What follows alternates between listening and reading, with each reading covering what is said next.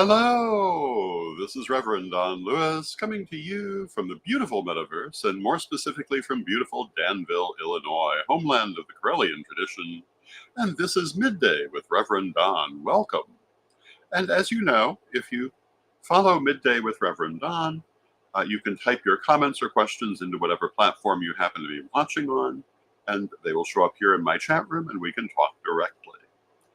And just a few minutes ago, I published on Facebook a memory from 5 years ago from one of my previous broadcasts, Reverend Don's Vlog. And that was quite a nostalgic experience for a couple of reasons. One, I did Reverend Don's Vlog for a solid 10 years. Although as that 10 years wore on, it became less steady than it initially was. Initially, it was 6 days a week. And hello to Janet in the chat room. It's good to see you. But I had a lot of fun doing Reverend Don's Vlog. What I would do is every day I would answer people's questions, whatever they might happen to be. And I got some really interesting questions over the years. And hello to Mary Cavalcante in the chat room. It's good to see you, Mary. And hello to Jade Rising in the chat room. It's good to see you, Jade.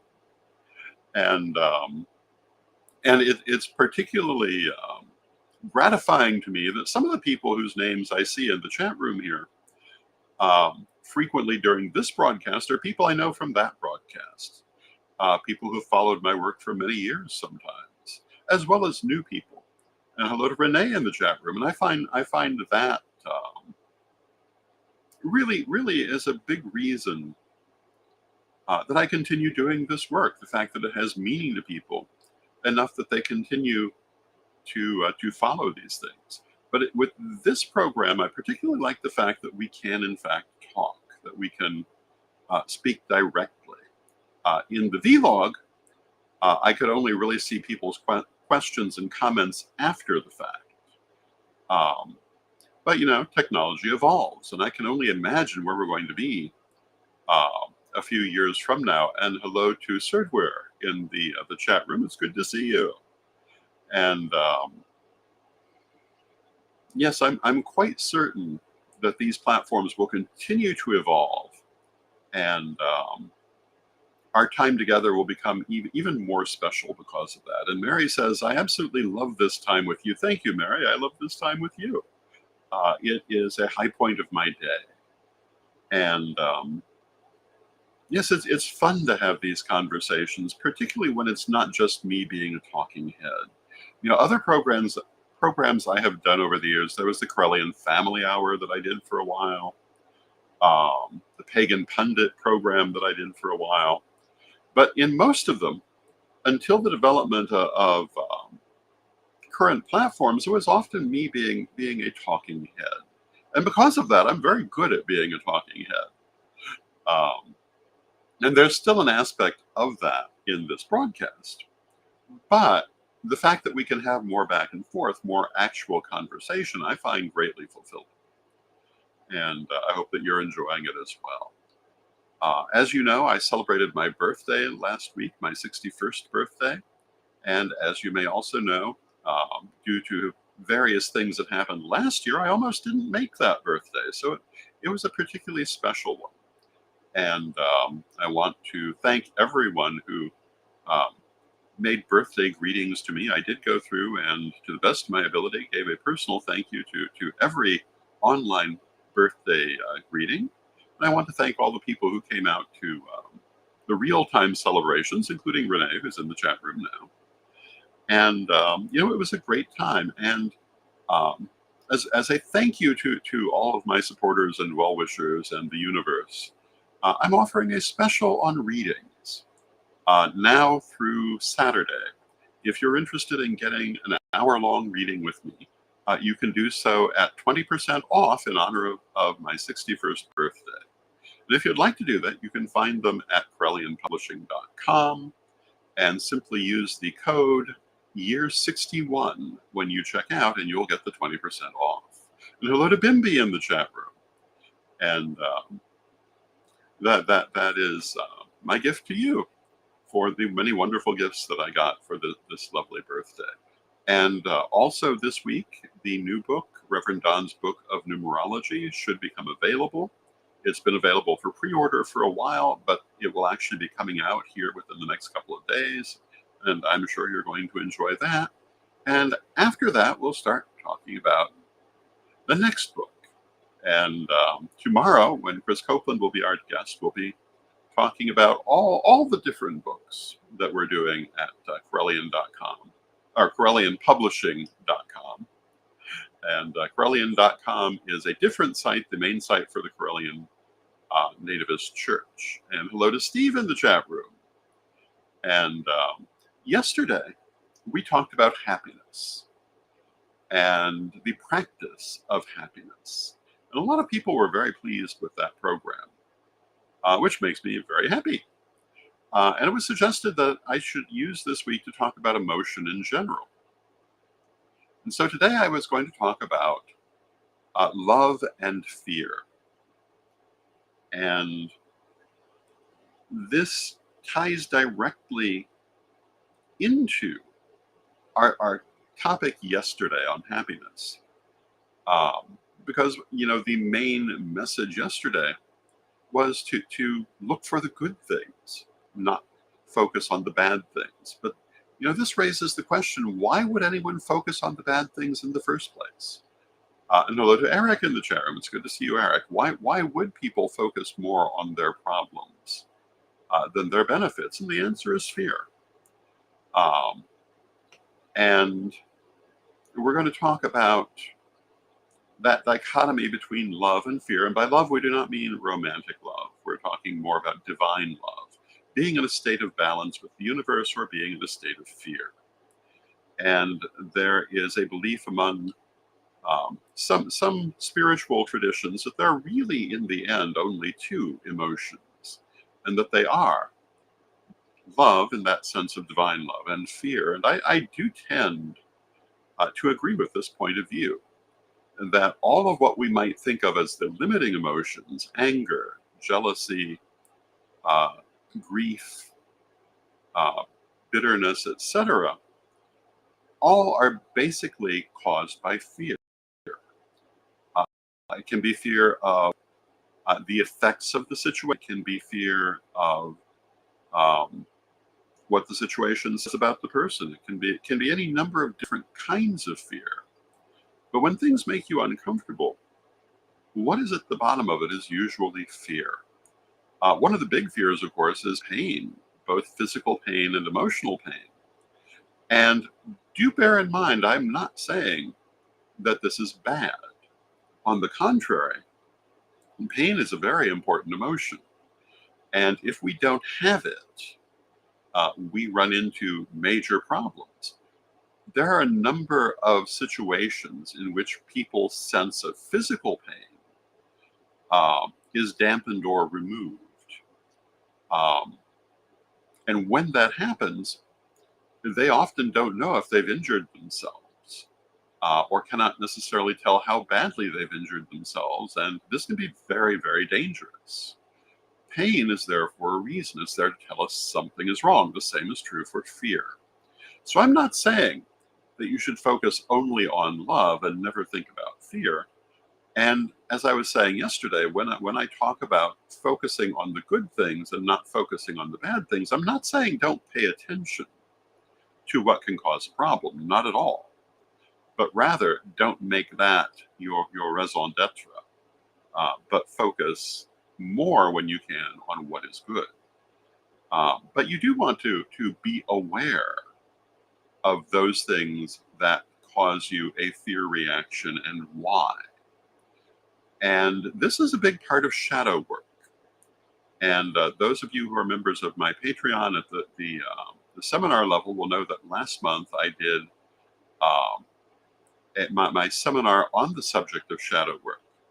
And Eric says, I try to focus on the pain I'm feeling, as each ache and pain is a sign of healing. And that can be true. Absolutely. When we work with the shadow, very often we're dealing with, well, almost entirely, actually, we're dealing with fear. The thing that puts things in the shadow is fear. And one of the big things you have to ask yourself as you're dealing with the shadow is there any reason for that fear? When the thing became part of your shadow, there undoubtedly was, but that doesn't mean there is now. This is true in life as well. There are things that we have every reason to be afraid of. We have every reason to be afraid of disease. Um, we have every reason to be afraid of personal injury. It would be foolish for us not to have any fear regarding these things. And it's just as foolish, however, for us to be bound by that fear to where we never take any chances. Um, and there are people who do that. They're so worried about the potential injury in certain situations um, that they do nothing. Um, and Eric asked, "What about the fear of death?" And well, that's part of what we're talking about. Um, People's fear of death has a lot to do also with when they do allow fear of injury or mishap to dominate their behaviors. And why do we fear death? For the most part, we believe we have no idea of what follows it. This is not true. We have all kinds of evidence of what follows death, both in popular culture and even more in metaphysics. And particularly people who practice oracular work, for example, or spirit messaging, they know perfectly well that the soul survives death. Anyone who's had a haunting experience knows that it's not just the end, although there are a number of different explanations for certain kinds of haunting experience. But yes, that's a major fear for people. Now Jade says, I don't fear death, it's the dying part that causes me concern. And I would have to agree with that. And why do you fear that? You most likely fear the pain that might be involved in it. And I think that's a perfectly reasonable thing to fear. I was always taught that some ways to die are better than others. Falling into a wood chipper is not a good way to die. Dying in your sleep is a good way to die. I remember that some of you will remember the actress Zara Cully, who played Mother Jefferson in the Jefferson TV series. And I remember when she died back in the 70s. Oh, and hello to Nicholas in the chat room. It's good to see you, Nicholas. And she basically just dropped dead on the street one day as she was out shopping. And I remember both thinking and being told by my parents that was a great way to die, doing something that you loved and very suddenly. My grandmother died of a brain aneurysm that took her life before she could even hit the floor. She was making her breakfast. She was there, and then she wasn't anymore and had moved on to spirit. These are pretty good ways to die if you're in a position to do that. But we all die in different ways. And I am a believer that we tend to die in the way that is best for our situation, and that this is not always the same, and that not everyone can have or should have the same experience. But getting back to the difference between love and fear, when we can react to our situations with that sense of divine love and balance, we're going to be much happier. And when we can cultivate that in our lives, we're going to be far more relaxed, far more at ease, far happier with the things that are happening to us and in our lives. And how do we do that? And one of the big ones, again, is to look for the good, because it's always going to be there. Even in situations that are not overwhelmingly good, there's still going to be good things.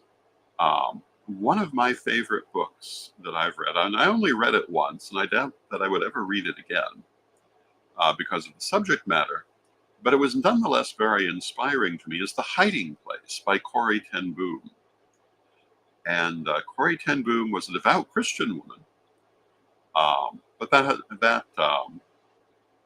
has nothing to do, in my opinion, with the subject matter of the book, although she might have differed in her own point of view. But to me, as a non Christian, the message of the book is universal. And she talks about how during the Second World War, she and her sister were part of the Dutch resistance against the Nazis, which ended up in their both going to concentration camps, where her sister died, but she survived. And she talks about how she managed to keep her faith and hope in this terrible situation. Um, and there are a number of ways that she talks about how she managed to hold on to that attitude of love during this very fearsome time in her life, and how this helped her to survive.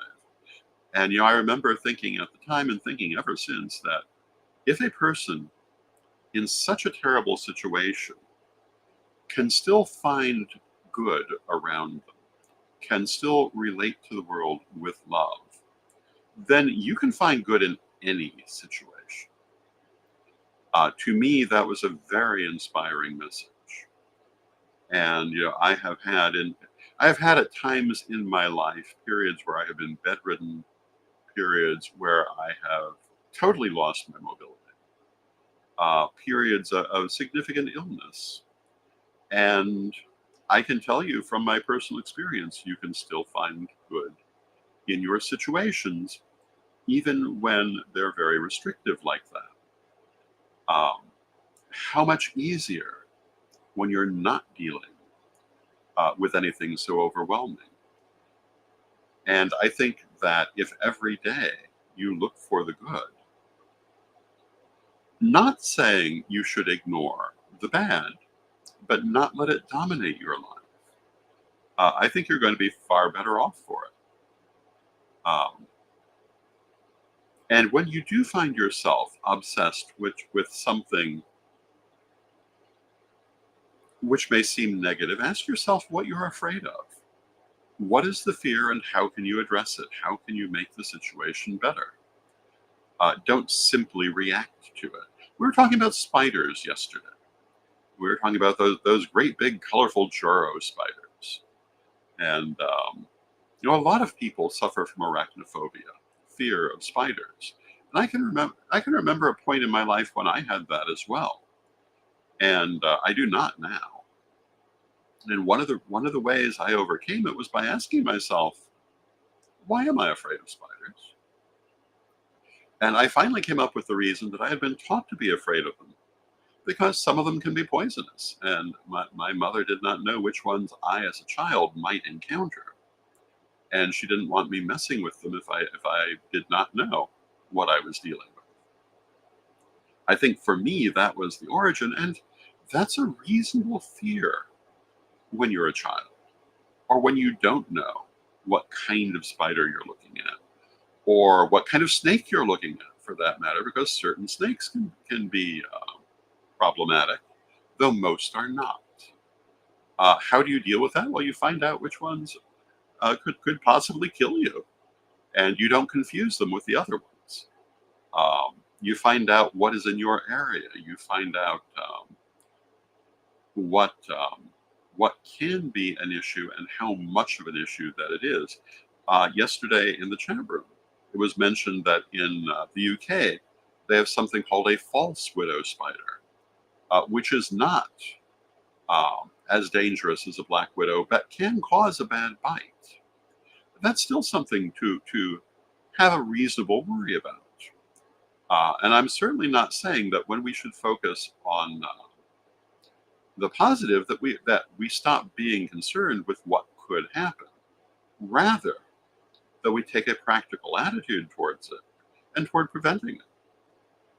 Another thing I think that causes people to be frightened of spiders is that very often, historically, spiders are symbolic of fate and destiny, and are often portrayed more or less obviously this way in popular imagination. If you think about spiders, one of the most common things that's likely to come to your mind is the old saying, "Come into my parlor," said the spider to the fly. And the idea of the spider trapping the poor fly and eating it. And a lot of people's attitude toward fate and destiny is things that will trap them without their knowledge, um, and that they will get caught in. And this is not an accurate way of looking at these things. It is an accurate way of looking at your shadow, however. Very often, people who have not done shadow work, and sometimes when they've simply not finished it, people will get caught in crossed wires. The difference between what they think they want and what they really want. And they're often not at all the same thing. But the way that we deal with this is not by being afraid of fate, but by dealing with our inner emotions, our inner belief systems and expectations, and changing them for the better. The famous example is the person who wants a particular job, but in their heart they don't believe they could ever get that job. Or the person who wants a certain kind of romance, but in their heart they don't believe that kind of romance is possible. If you don't believe it's possible, you're not going to get it. You cannot manifest what you do not believe can be manifested. But you can work on your expectations and your belief systems and change that way of looking at it. I think this has a lot to do with why some people fear spiders. And of course, the other thing is they are a very different form of life from ourselves. But I notice people often do not have at all the same attitude towards, say, a crab that they have toward a spider, or toward a lobster that they have toward a spider, even though very similar differences exist there. And so I think that the way culture has depicted spiders has a lot to do with people's arachnophobia when they have it, together with the more practical reason that occasionally they're dangerous. So when I say to you, focus on the good, I'm not saying that there aren't things you should be aware of, things perhaps you should even be afraid of. Should you be afraid of not being able to pay the rent? Of course you should. What do you do if that happens? Well, you look for additional sources to pay that rent with, and or you go talk to the landlord, and perhaps do some magic to help smooth the path. But you don't just avoid it. And one of the cards that we find in the tarot deck is the Nine of Swords, which is often called the Ghastly Nightmare card. So many people, when they draw that card, read it as disaster, terrible, terrible disaster. I do not read it that way. And if you watch Tarot Thursday when I'm on, you'll know I don't read it that way. I read it as the Ghastly Nightmare, which, like a nightmare, is only really going to hurt you if you try to get away from it and fall out of bed. If you face it head on, it will be much easier to deal with. And this is true of everything in life. Trying to get away from some of these things so often makes them worse and harder to deal with. It's much better to take a practical attitude and practical actions to ameliorate whatever might cause you fear. Are you having fear about your health situations? Well, work with them. Seek treatment for them. Do magic for them. Do not simply react to them. And while you're at it, look at the good things about your health. Look at the good things about your situation. You may find it changes your entire attitude. Always looking at the good is going to help your situation. Going back to that idea that there are only two emotions, only two ways of dealing with the universe, love and fear. Obviously, you want to try to deal with it from the point of view of love, the point of view of divine love, divine balance, and try to minimize the role of fear in your life. And again, you do that partly by making a conscious choice of where you're going to put your emphasis. It's sometimes the case with certain animals, if they experience something bad in a certain place, they will forever afterwards avoid that place, even though the bad thing that happened wasn't actually related to the place, but to someone or something that was in it. That is not the reaction that you, as a human being, want to have. You want to look at the situations that cause you fear and how to practically deal with them. One of the things that we have is the ability to do this, and we should always use it. Never in life should you allow yourself to be the victim of things happening all around you. You should be a participant.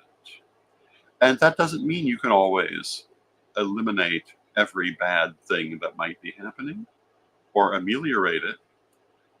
But through your participation, you certainly can have an influence. And above all, on how it affects you.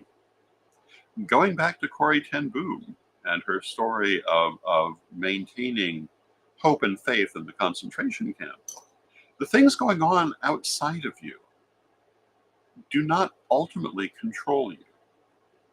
Ultimately, what happens inside you is what controls you. You are what controls you. I used to have a lot of friends, still have a lot of friends in the disability movement. I used to work in the disability movement at one time. At one time, I was the editor of a disability magazine. And I met a lot of people, some of whom were quite profoundly disabled, and still living happy and productive lives. Why? Because they controlled their reaction to life, not merely their physical abilities. Some of them were happier than others, as is true for all people.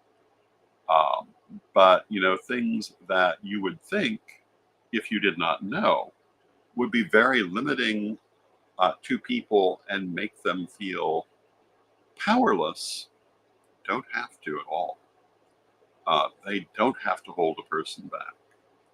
And, some of the people that I worked with had little or no movement and were still gainfully employed and happily living their lives. They had fulfilling relationships. They had beautiful apartments.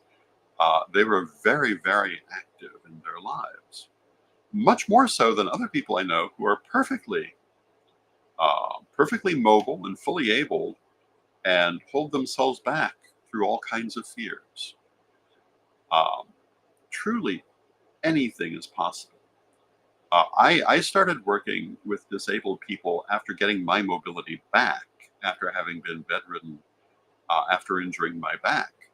And I wish that I had known some of the things that I knew, that I know now, that I knew after, when I had been in that situation. But even not knowing them, I did not allow it to dominate me. When we started Holy City Temple, I literally had to crawl into the building because I could not stand, I could not walk. But I didn't let it stop me. That I did what needed to be done. And, if I can do that, anything you want to do, I think you can find a way to do. It may not be the ideal way. It may not be the way that you hoped to do it. But, Holy City Temple still exists even today, although it is somewhat reduced capacity at present. But it went on to do incredibly great things because what needed to be done got done.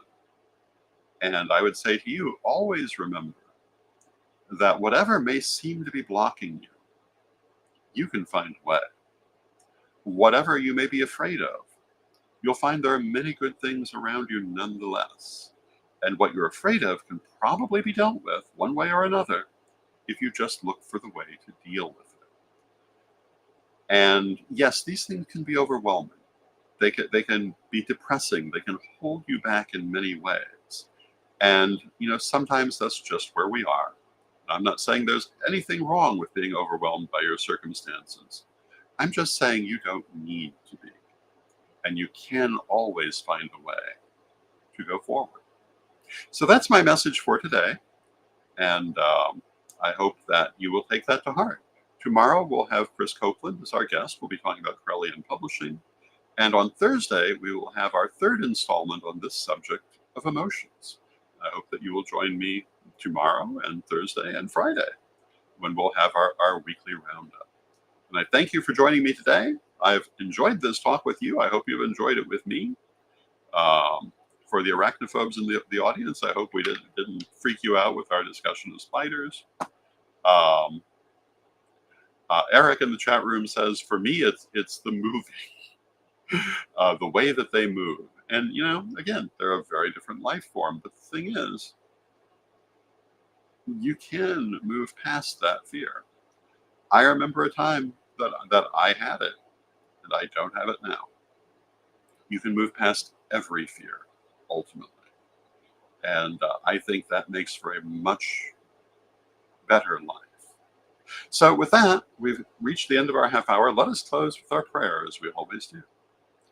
Divine Mother Goddess, Divine Father God, beloved ancestors, we thank you for all that you do for us in our lives, and we pray that you'll continue to be with us as we go forward. We know that there are many influences around us to which we can react with either love or fear.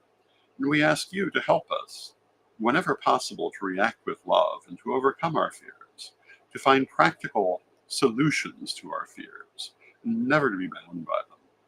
Beloved Mother Goddess, beloved Father God, beloved ancestors, we thank you for all of the influences that you bring into our lives. And we know that you're always with us, but from respect, we thank you for your presence, and may you be blessed now and always.